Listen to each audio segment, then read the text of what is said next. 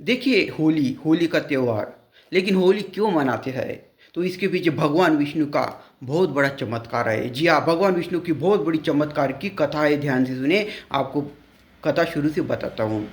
प्राचीन काल में हिरण्यकश्यपु नामक दानवों का राजा था। वो बड़ा क्रूर था, लेकिन उसका एक पुत्र था प्रहलाद, छोटा था भक्त प्रहलाद।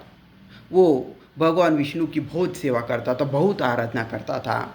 और यही बात हिरण्यकशिपु को अच्छी नहीं लगती थी। उसने छोटे प्रहलाद को बहुत बार समझाया, डांटा, यातनाएं भी दी, सजाएं भी दी कि तू दानव है, तू भगवान विष्णु की सेवा मत कर। लेकिन भक्त प्रहलाद नहीं माना।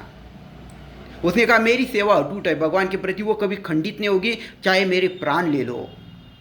इसी हिरण्यकश्यपु की एक बहन थी, होलिका नाम था उसका। वो भी राक्षस थी।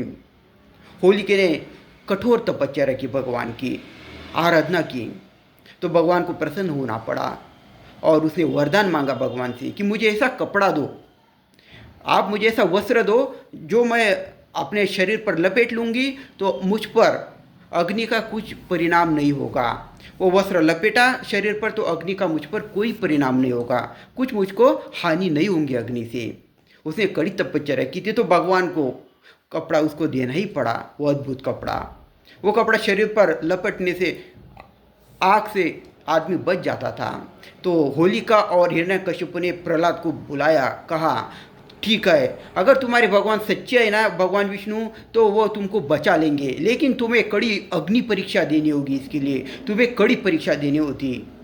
भगवान प्रहलाद का तो भक्त सच्ची थी, वो तैयार हो गया।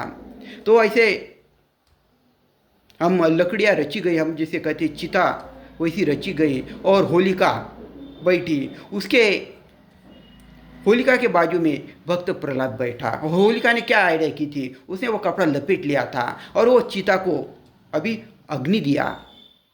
चिता को अग्नि देते ही प्रहलाद को यातनाएं होने लगी उस अग्नि से। उसने भगवान विष्णु का धावा किया, भगवान बचाओ, मेरी परीक्षा ले रहे। तो भगवान विष्णु ने अपने सामर्थ्य से वो कपड़ा, अद्भुत कपड़ा, होलिका से शरीर पर से हटाया और प्रहलाद के शरीर पर उसको ले गए वो कपड़ा।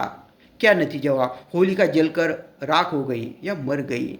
और भक्त प्रहलाद के शरीर पर वो कपड़ा आ जाने से भक्त प्रहलाद को उस अग्नि से कोई हानि नहीं पहुंची, कोई क्षति नहीं पहुंची। वो जिंदा ही रहा और इधर होलिका मर गई। ऐसा होलिका का नाश हुआ। इधर हिरण्यकशिपु को भी भगवान विष्णु के अवतार नरसिंह अवतार है उनका, नरसिंह, तो उन्होंने हिरण्यकशिपु को नरसिंह अवतार लेके मारा था। नरसिंह अवतार लेके मारा था, वो भी एक अलग कथा है। लेकिन होलिका इसीलिए मनाते हैं कि इसी दिन भगवान विष्णु ने अपनी सच्ची, देखिए प्रहलाद कुछ मंदिर गया नहीं, किसी के पास गया नहीं, अपने घर में बैठकर ही भगवान की आराधना की। इसे हम क्या सीख ले सकते हैं कि हम घर पर बैठकर ही भगवान की सच्चे दिल से प्रार्थना करेंगे, आराधना करेंगे, तो भगवान का आशीर्वाद हमें अवश्य मिलेगा।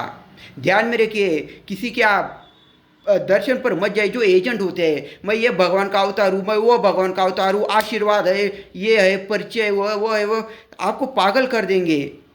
स्वाभिमान होगा आपके पास, वो आप किसी के पैरों पर नहीं लेटेंगे। स्वाभिमान से रहो, डायरेक्ट भगवान की भक्ति करो। घर में भी भक्ति की तो बहुत है, घर में भी भक्ति की तो बहुत है, आपको अवश्य भगवान का आशीर्वाद मिलेगा। आपको अंधश्रद्धा नहीं करनी है, किसी के पैरों पर नहीं लेटना है। वो क्या बेटा बेटा कैसे कैसे बुलाता है, कितना अपमान करता है, तो भी आपके पास स्वाभिमान होगा तो आप ऐसे किसी के पैरों पर नहीं लेटेंगे। आपके स्वाभिमान का प्रश्न है। देखिए अपना स्वाभिमान, अंधश्रद्धा नहीं करेंगे, स्वाभिमान रखेंगे, किसी के पैरों पर नहीं लेटेंगे, भगवान के पैरों पर लेटो, जैसे भक्त प्रहलाद लेटा था छोटा सा। आपको अवश्य फल मिलेगा, आपकी समस्याएं अवश्य सुलझ जाएगी। ध्यान में रखो, ज़्यादा से ज़्यादा ये अच्छी जानकारी शेयर करो। और एक ध्यान में रखियो, होली के उस अग्नि में आपके अंदर कुछ बुरी आदतें, एक बुरी चीज़ें, वो भी आपको जलानी है, वो भी आपको कम करनी है। आपको होली की बहुत बहुत शुभकामनाएं। ये अच्छी से अच्छी जानकारी ज़्यादा से ज़्यादा लोग शेयर कीजिए। धन्यवाद, कीजिए शेयर। और ध्यान रखिए, आपको भगवान की हमेशा डायरेक्ट भक्ति करनी है, किसी एजेंट के माध्यम से नहीं। किसी एजेंट के पास मत जाइए, अपना खुद का अपमान मत कर लीजिए, स्वाभिमान से रहिए, कीजिए शेयर। धन्यवाद।